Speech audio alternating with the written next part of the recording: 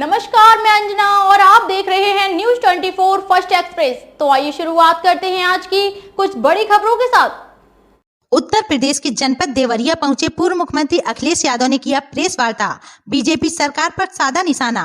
पूर्व मुख्यमंत्री अखिलेश यादव ने कहा कि उत्तर प्रदेश में कोई भी जीव सुरक्षित नहीं है।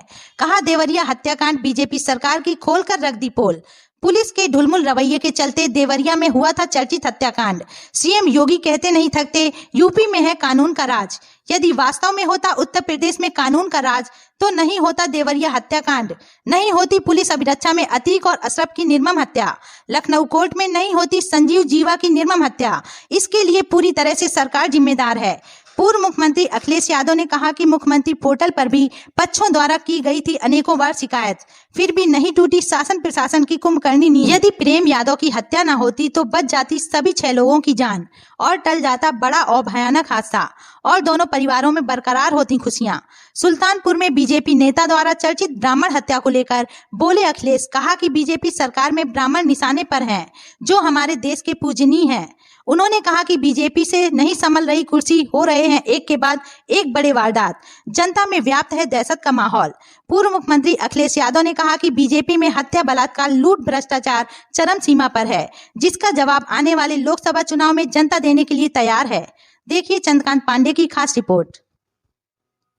देखिए, मैं डीएम के स्टेटमेंट को मैं मानता हूं। डीएम ने जो बात कही कि रिटेलिएशन में वो घटना हुई और उस समय किसके मन में, किसके दिमाग में क्या था, किस वजह से अंधकार छा गया और फिर उस घटना की वजह से घटना हुई है।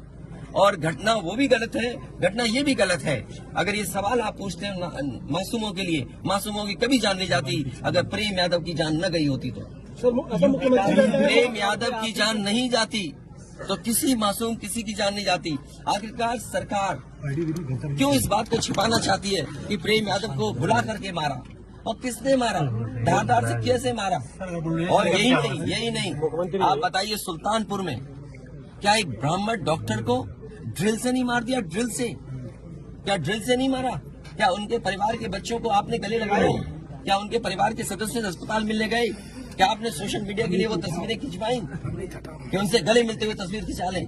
मैं जानता हूँ दुख किसी के जाने का, किसी के खोने का।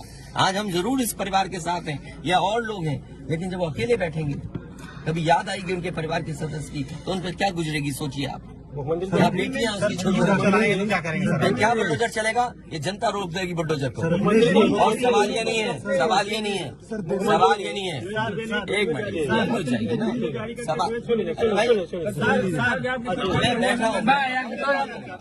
ये जो बुलडोजर चलाने की भाषा है, जो बुलडोजर चलाने की संस्कृति है, ये मत समझिए बुलडोजर में दिमाग नहीं होता है। अगर बुलडोजर न्याय देने लगा तो अगली सरकार भी यही करेगी। इसलिए मैं सोचता हूं कि अगर आप योगी हैं, योगी की परिभाषा यही है, दूसरे का दुख अपना दुख समझे। आप अपना गिराते हैं तो मुआवजा लेते हैं। आपकी किसी की हिम्मत हो अगर ये बात की कि उन्होंने अपनी बिल्डिंग गिराई और कितने करोड़ मुआवजा उठाया, अगर आप इसे बुलडोजर चलाना चाहते हो तो उतना ही मुआवजा देना जितना मुआवजा आपने खुद लिया है सरकार से। वक्त हो गया एक छोटे से ब्रेक का, फिर हाजिर होंगे ऐसे ही कुछ बड़ी खबरों के साथ। हमारे चैनल को सब्सक्राइब करें और बेल आइकन दबाना ना भूलें। नमस्कार।